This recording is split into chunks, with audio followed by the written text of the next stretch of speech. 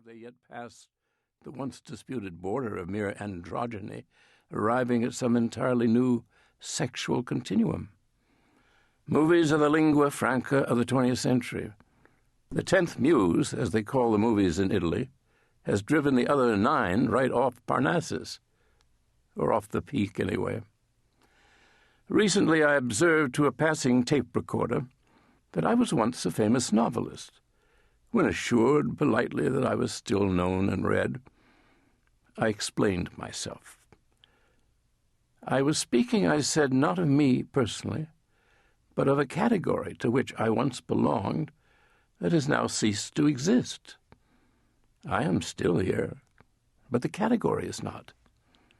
To speak today of a famous novelist is like speaking of a famous cabinet maker or speedboat designer. Adjective is inappropriate to noun.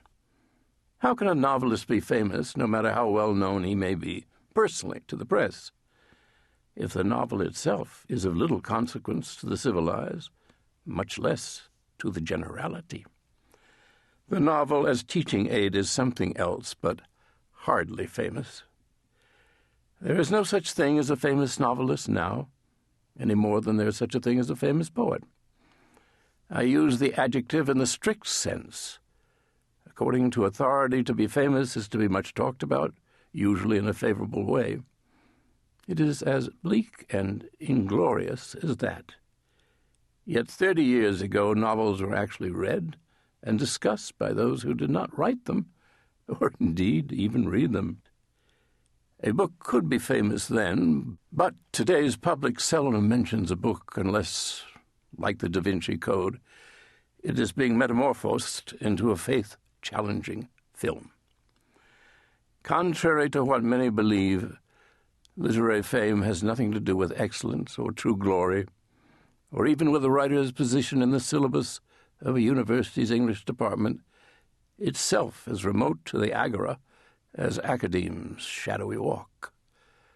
For any artist, fame is the extent to which the agora finds interesting his latest work. If what he has written is known only to a few other practitioners or to enthusiasts, William Faulkner compared lovers of literature to dog breeders, few in number but passionate to the point of madness on the subject of bloodlines.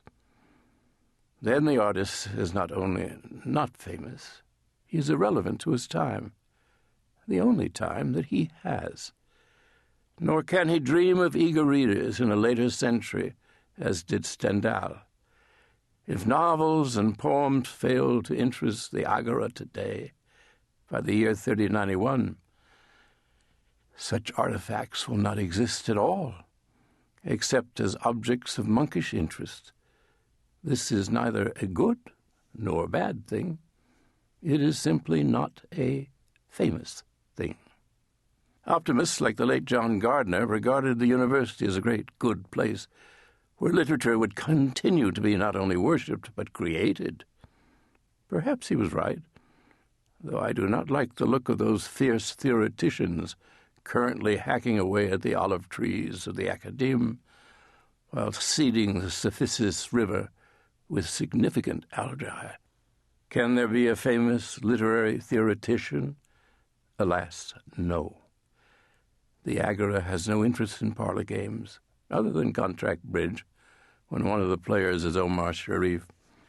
Literary theory is a glass bead game whose reward for the ludic player is the knowledge that once he masters it, he will be thought by his peers to be ludicrous.